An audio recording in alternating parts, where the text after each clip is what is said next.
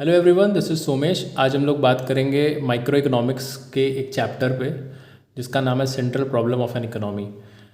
ये चैप्टर 2 है और साथ में हम लोग एक और टॉपिक लेंगे, पीपीसी कर्व। तो चलो स्टार्ट करते हैं। इकोनॉमी जो है वो कैसी भी इकोनॉमी हो, ठीक है, उसमें चाहे रिच हो, पुअर हो, डेवलप्ड हो, अनडेवलप्ड इकोनॉमी हो, किसी भी टाइप की इकोनॉमी, वहाँ पे तीन प्रॉब्लम्स होती हैं। एक होता है व्हाट टू प्रोड्यूस, क्या प्रोड्यूस करना चाहिए, हाउ टू प्रोड्यूस, कैसे प्रोड्यूस करना है, और फॉर होम टू प्रोड्यूस, किसके लिए प्रोड्यूस करना है। ठीक है, अभी व्हाट टू प्रोड्यूस में आता है तुम्हारा कौन से गुड प्रोड्यूस करने हैं और कितनी क्वांटिटी में करने हैं। ठीक है, अब ये प्रॉब्लम हम लोग पढ़ क्यों रहे हैं, इसका रीज़न ये क्योंकि हमारे पास एक लिमिटेड रिसोर्सेज होते हैं, उसकी स्कैरसिटी है।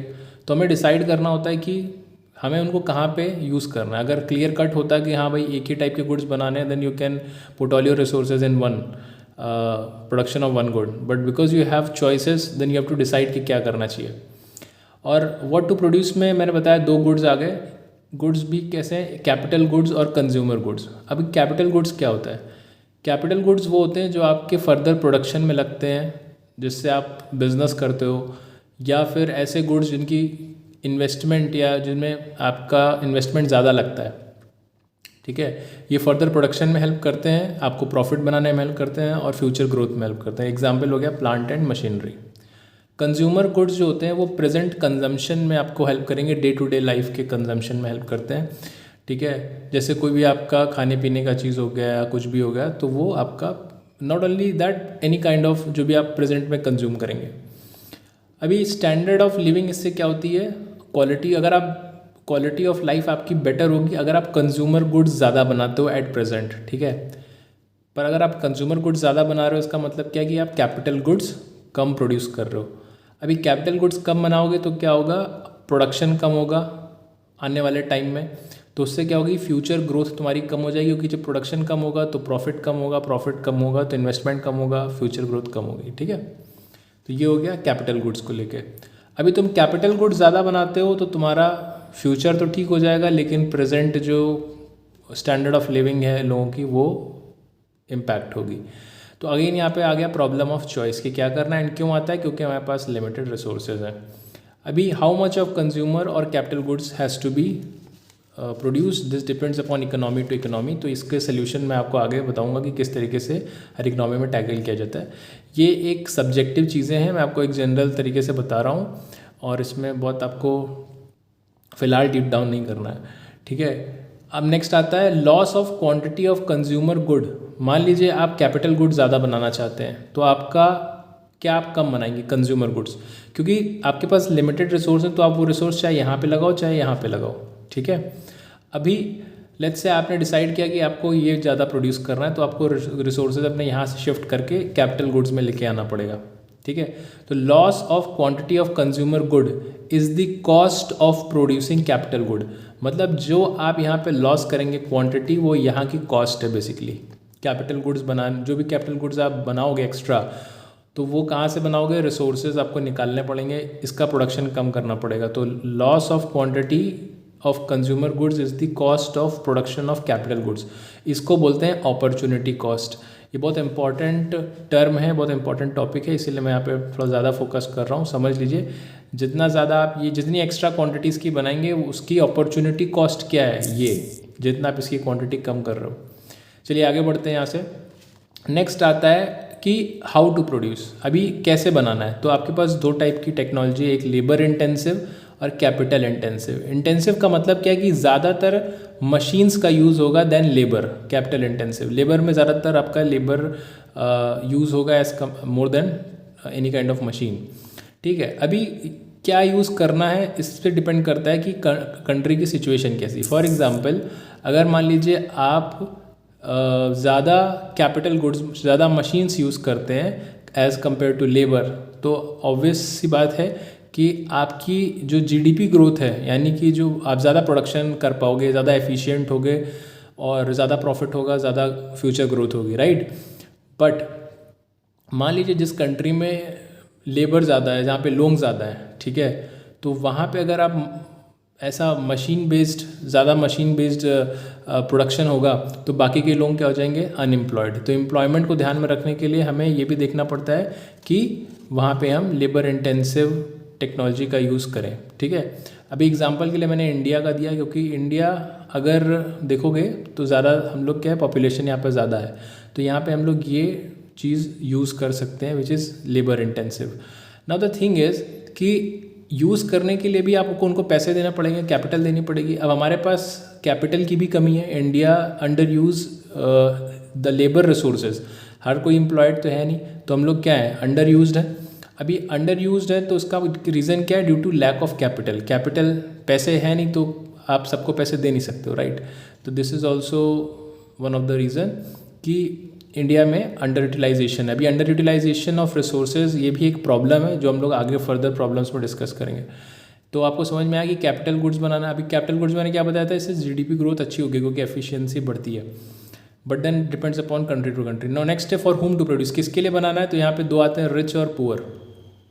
आपको किस सेक्शन ऑफ द सोसाइटी के लिए बनाना है। देखो अगर रिच सेक्शन के लिए बनाओगे तो आप ज़्यादा प्रॉफिट, ज़्यादा प्राइस चार्ज कर सकते हो हायर गुड्स, मतलब कोई भी गुड्स बनाओगे उसके हायर प्राइस चार्ज कर सकते हो।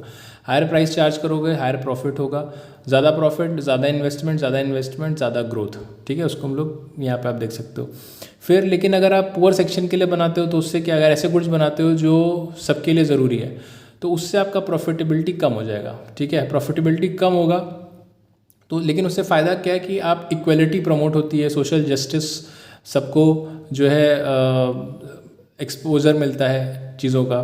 अभी उससे क्या होगा, आपका जो जीडीपी ग्रोथ है वो कम हो जाएगा, ठीक है, क्योंकि प्रोडक्शन आपने जो भी कर रहे हो वो सबको ध्यान में रख के करते हैं। तो ये एक चीज़ हो गई फॉर होम टू प्रोड्यूस में। अभी फर्दर प्रॉब्लम्स देखते हैं। फर्दर प्रॉब्लम्स में आता है अंडर यूज़ ऑफ रिसोर्सेज, जो मैंने बताया अभी यहाँ पे। तो अंडर यूज़ बहुत सारे रीजंस की वजह से हो सकता है कि आपका रिसोर्स अच्छे से यूज़ नहीं हो रहा है। तो एक यहाँ पे एग्जांपल है वर्क कल्चर का। मान लीजिए आपकी कंट्री में ऐसा वर्क कल्चर नहीं है कि जहाँ पे लोग काम करना ज़्यादा पसंद करते हों, या मतलब पसंद करते हैं फिर भी there is some certain kind of barriers, ठीक है, चाहे वो कल्चरल बैरियर हो, पॉलिटिकल बैरियर हो, कोई भी बैरियर। तो इसकी वजह से आपके रिसोर्सेज अंडर यूज होंगे, कोई काम नहीं हो रहा है, पता चल रहा है स्ट्राइक हो रही है या कोई भी चीज़ हो रही है जिसकी वजह से कुछ ऐसी लेबर पॉलिसीज़ हैं जिसकी वजह से आपका रिसोर्सेज फुली यूटिलाइज नहीं हो पा रहा है, ठीक है। और it could be one of the example, जैसे मैंने लेबर का दिया, और भी दूसरे एग्जांपल्स हो सकते हैं जहाँ पे आप रिसोर्सेज किसी भी तरीके के अंडर यूज्ड है। अभी आता है नेक्स्ट, ग्रोथ ऑफ रिसोर्सेज। आपको रिसोर्स और अगर बढ़ाने हो और डेवलप करने हो तो उसके लिए क्या करना पड़ेगा, तो उसके लिए चाहिए ढेर सारा पैसा, ठीक है, क्योंकि आपको रिसर्च करनी पड़ेगी। रिसर्च में आपको ज़्यादा अगर आपकी कमी है, आप रिसर्च नहीं कर पा रहे हो कि क्या है, कहाँ पे चीज़ें मिल सकती हैं, कैसे हम चीज़ों को और उसकी एफिशिएंसी को बढ़ाएं, तो growth of resources is also for the problem. So these are some of the problems within an economy. Now आता है कि अभी एक क्वेश्चन एग्जाम में आ सकता है, why central problem arises in economy. Economy के अंदर ये प्रॉब्लम अराइज क्यों होती ही है, तो इसका सिंपल सा रीज़न मैंने बताया था कि resources are scarce and there is an alternative use of resources, so these is a reason. तो ये क्वेश्चन एग्जाम में आ सकता है। Solutions of central problem economy. Economy की सोल्यूशन, इसका सोल्यूशन क्या है, जो प्रॉब्लम हम बता रहे हैं इसका सोल्यूशन क्या होगा। तो ये एक इकोनॉमी मॉडल से बताया गया है कि इकोनॉमी में 3 टाइप की इकोनॉमी है, मार्केट, कंट्रोल्ड और मिक्स्ड इकोनॉमी। अभी मार्केट इकोनॉमी में इस चीज़ों को कैसे सॉल्व किया जाता है, ठीक है। मार्केट इकोनॉमी में जो प्रोड्यूसर होता है, जो प्रोड्यूस कर रहा होता है, जिसको ये डिसाइड करना होता है कि क्या बनाना है, कैसे बनाना है, ठीक है। प्रोड्यूसर ही क्यों, यहाँ पे देखो डिसीजन कौन लेता है, या तो गवर्नमेंट लेती है, सेंट्रल अथॉरिटी, या जनरली कोई भी ले सकता है, ठीक है, या जो भी प्रोड्यूस कर रहा है। तो यहाँ पे डिसीजन आपके फ्री है, कोई भी ले सकता है, फ्री मार्केट है, ठीक है। तो फ्री मार्केट में प्रोड्यूसर्स डिसाइड कर रहे हैं कि क्या बनाना है, कैसे बनाना है और किसके लिए बनाना है। तो जिनको जो भी बनाना होगा, they decide based on demand and supply. वो मार्केट में देखते हैं भाई किस चीज़ की डिमांड है और किस चीज़ की हमारे पास हम सप्लाई पहुंचा सकते हैं, तो वो चीज़ वो प्रोड्यूस करते हैं फ्री एकदम, ठीक है। यहाँ पे जो मोटिव होता है वो प्रॉफिट, हाई प्रॉफिट बनाने का मोटिव होता है, इसलिए वही गुड्स बनाए जाते हैं जो ज़्यादा लोग जो अफोर्ड कर सकते हैं, ठीक है। और यहाँ पे जो टेक्नोलॉजी यूज़ होती है वो ऐसी यूज़ होती है कि जो सस्ती से सस्ती हो और उसकी एफिशिएंसी अच्छी हो, मैक्सिमम एफिशिएंसी। तो अभी यहाँ पे मैक्सिमम एफिशिएंसी ज़्यादातर किस चीज़ की अच्छी होगी, मशीन्स की होगी, ठीक है। हु कैन अफोर्ड टू पे हायर प्राइसेस, और किसके लिए बनाए जाते हैं, जो अफोर्ड कर सकते हैं, ज़्यादा दे सकते हैं पैसे, उनके लिए। तो ये फ्री इकोनॉमी है, यूएस यूके की इकोनॉमी ऐसी है। अब आते हैं कंट्रोल्ड इकोनॉमी, जैसे चाइना, रशिया, नॉर्थ कोरिया, ये सब इकोनॉमीज़ हैं। तो यहाँ पे जो डिसीजंस होते हैं, economic decisions like investment, production, consumption, ठीक है, क्या बनाना है, कैसे बनाना है, किसके लिए बनाना है, ये सेंट्रल अथॉरिटी डिसाइड करती है। गवर्नमेंट की एक सेंट्रल अथॉरिटी होगी, वो डिसाइड करेगी कि क्या करना है। मोटिव यहाँ पे जो भी गुड्स बनेंगे वो ये ध्यान में रख के बनेंगे कि सोसाइटी में उसका सबके लिए फ़ायदा हो, ठीक है। This goods will be produce which is most useful for the society, ठीक है। तो ऐसे गुड बनाएंगे, इररेस्पेक्टिव भले प्रॉफिट मैक्सिमाइजेशन ना हो, जीडीपी ग्रोथ ना हो, लेकिन ऐसी चीज़ ध्यान रखना कि वो सबके लिए फेवरेबल हो। That technology will be adopted that is socially most desirable, तो जो सबसे ज़्यादा डिज़ायरेबल टेक्नोलॉजी होगी उस पर्टिकुलर इकोनॉमी के लिए, वहाँ के लिए। फॉर एग्जांपल अगर अनएम्प्लॉयमेंट ज़्यादा है तो लेबर इंटेंसिव टेक्नोलॉजी ज़्यादा यूज़ होगी, ठीक है। मास अनएम्प्लॉयमेंट, सो हम लोग क्या यूज़ करेंगे, लेबर बेस्ड टेक्नोलॉजी। अब आती है मिक्स्ड इकोनॉमी में। मिक्स्ड इकोनॉमी में हम दोनों के बेनिफिट्स को लेंगे, ठीक है। अभी इंडिया की ऐसी इकोनॉमी है, तो इन सर्टेन एरियाज़ कुछ सेक्शन होंगे, कुछ सेक्टर होंगे जहाँ पे प्रोड्यूसर्स को फ्री हम कर देंगे कि हाँ भाई अब आप डिसाइड करो बेस्ड कि आपको कैसे करना है। सर्टेन सेक्टर्स रहेंगे जहाँ पे हम गवर्नमेंट खुद कंट्रोल करेगी। तो अभी इस एग्जांपल हो गया टेक्सटाइल हो गया, ठीक है, जहाँ पे मान लो फ्री है कि आप कोई भी डिसाइड कर सकता है क्या प्रोडक्शन करना है। रेलवेज़ एक ऐसा सेक्टर हो गया जहाँ पे गवर्नमेंट का कंट्रोल है, वो भी अब धीरे धीरे कम हो रहा है लेकिन अभी भी कंट्रोल है, ठीक है। तो ये कुछ एग्जांपल्स हो गए और ये बता दिया मैंने कि आपको इकोनॉमी में किस तरीके से क्या एम रहता है, ठीक है, जनरल। अब आगे चलते हैं, नेक्स्ट टॉपिक हम लेंगे पीपीसी कर्व, ठीक है। तो चलो पीपीसी देखते हैं। अभी पीपीसी कर्व है क्या, ठीक है, प्रोडक्शन पॉसिबिलिटी कर्व। अभी ये एक मॉडल है, ठीक है। It is a model to show problem of choice. जो भी आपने देखा कि जो भी प्रॉब्लम होती है तो उसको हमें कैसे दिखाएं, ग्राफ पे, ग्राफिकल रिप्रेजेंटेशन है, ठीक है। अभी हेल्प करता है अंडरस्टैंड करने में, better and take clear decision. तो ये आपको हेल्प करेगा कि आप कैसे पूरी ओवरऑल चीज़ों को समझ सकते हो और डिसीजन लेने में हेल्प करता है। तो एक मॉडल है, ग्राफिकल प्रेजेंटेशन है, ठीक है। पीपीसी कर्व इसको बोलते हैं प्रोडक्शन पॉसिबिलिटी कर्व। क्या क्या पॉसिबिलिटी हैं प्रोडक्शन करने की। फॉर एग्जांपल मान लो तो कोई दो गुड्स हैं, ठीक है, गुड ए और गुड बी, ठीक है। तो उन दोनों गुड्स में हम किस तरीके से प्रोडक्शन कर सकते हैं, क्या क्या पॉसिबिलिटीज़ हो सकती हैं, कॉम्बिनेशंस क्या बनाए जा सकते हैं, कंसिडरिंग कि हमारे पास जो भी रिसोर्सेज हैं। फॉर एग्जांपल एक कंट्री के अंदर जो भी रिसोर्सेज हैं, फॉर एग्जांपल लेबर है, टेक्नोलॉजी है, अगर कोई भी जो भी नेचुरल रिसोर्सेज हैं उन सबको कंसीडर करते हुए हम मान लो कोई हमें दो गुड्स बनाने हैं, गुड ए और बी, तो उनके हम कितने कॉम्बिनेशन बना सकते हैं, या सिर्फ हम एक गुड ए बनाते हैं तो कितना बना सकते हैं, सिर्फ गुड बी बनाते हैं तो कितना बना सकते हैं, दोनों का कॉम्बिनेशन लेते हैं तो हम कितना प्रोडक्शन कर सकते हैं, कंसिडरिंग कि सारे रिसोर्सेज हमको पहले से पता है क्या है, ठीक है। यहाँ पे हम ये भी एज्यूम करेंगे कि टेक्नोलॉजी जो है वो हमारी कांस्टेंट है, ठीक है, टेक्नोलॉजी में कोई चेंजेस नहीं हो रहा है। और हम लोग ये भी मानेंगे कि जितने भी रिसोर्सेज हैं वो फुली यूटिलाइज्ड हैं। तो ये तीन एजम्पशंस हैं जो आपको लेने पड़ेंगे कि resources are given, fully utilize and technology is constant.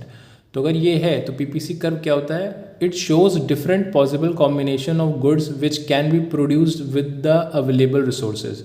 तो क्या प्रोडक्शन हम कर सकते हैं, तो इसी को हम पीपीसी कर्व को ट्रांसफॉर्मेशन कर्व भी बोलते हैं। मतलब ये जो लाइन है ना, इसी को हम ट्रांसफॉर्मेशन कर्व बोलते हैं या प्रोडक्शन पॉसिबिलिटी फ्रंटियर बोलते हैं।